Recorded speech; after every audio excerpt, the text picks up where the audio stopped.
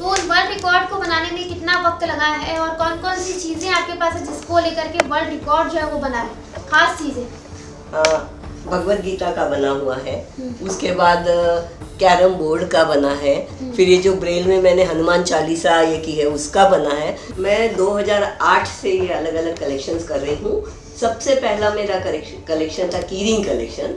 अपने यहाँ ऐसा अभी चलन नहीं है कि मेन्यू कार्ड घर ले जाने के लिए दें, लेकिन वहाँ जब हम फूड कोर्ट में गए थे तो वहाँ उन्होंने हमको ले जाने के लिए मेन्यू कार्ड दिए। प्रयास करते रहो, लगे रहो मुन्ना भाई, प्रयास करते रहो। और अड़चने भी बहुत आई। एक अड़चन मैं बता रहा हूँ, जैसे ये कपड़े की थैली के लिए हम लोग कपड़ा ये लोग लिए लेने जाती थी तो कई लोगों ने इनको बिल्कुल नकार दिया कि नहीं, हमें शक है कि आप इसको बेचोगी या कुछ ऐसा करोगी।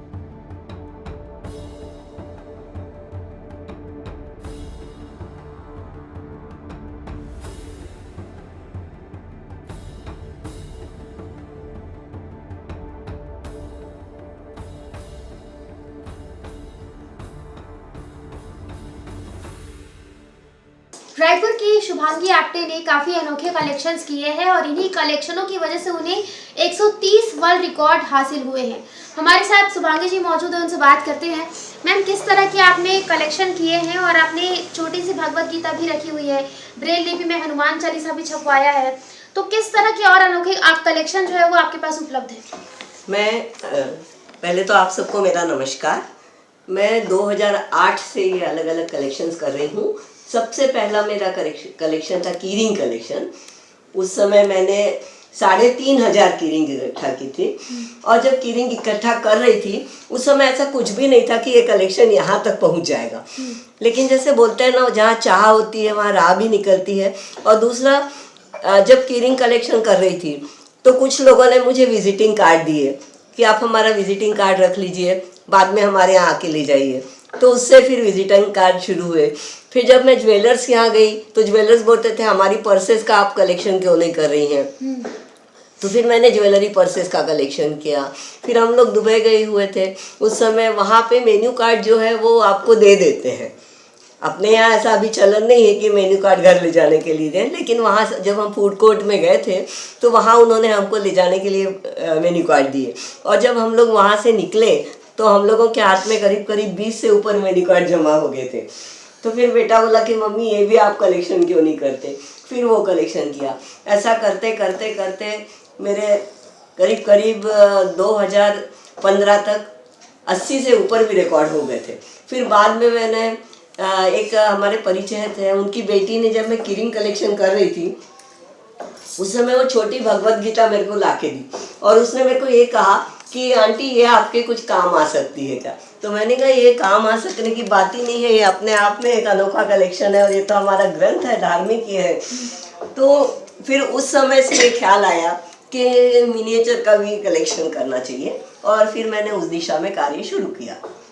तो आपने 130 वर्ल्ड रिकॉर्ड बनाए हैं, तो उस वर्ल्ड रिकॉर्ड को बनाने में कितना वक्त लगा है और कौन कौन सी चीज़ें आपके पास है जिसको लेकर के वर्ल्ड रिकॉर्ड जो है वो बना है, खास चीज़ें? भगवत गीता का बना हुआ है, उसके बाद कैरम बोर्ड का बना है, फिर ये जो ब्रेल में मैंने हनुमान चालीसा ये की है उसका बना है, ब्रेल में जो पार्टी गेम्स की बुक है उसका बना है। अभी मैंने ये चेस का लेटेस्ट भेजा है, सबसे छोटा चेस करके। और उसके अलावा मैं जो ये पर्यावरण के लिए कपड़े की थैलियाँ बांटती हूँ, नो प्लास्टिक कैंपेन मोर रायपुर की मैं ब्रांड एम्बेसिडर हूँ और स्वच्छता अभियान की नगर निगम की ब्रांड एम्बेसिडर हूँ। तो इसका तो मेरा 7-8 रिकॉर्ड बुक्स में बना हुआ है कि अधिक से अधिक थैलियाँ निःशुल्क बांटने का रिकॉर्ड।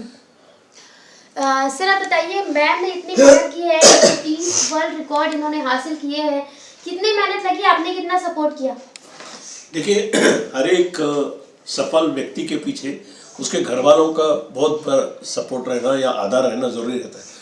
ये बात सही है कि इनिशियली शुरू में ऐसा लगता है कि ये कर पाएंगे या नहीं कर पाएंगे या कहाँ तक जाएगा, लेकिन मैंने इनसे एक सीखा है कि प्रयास करते रहो, लगे रहो मुन्ना भाई, प्रयास करते रहो।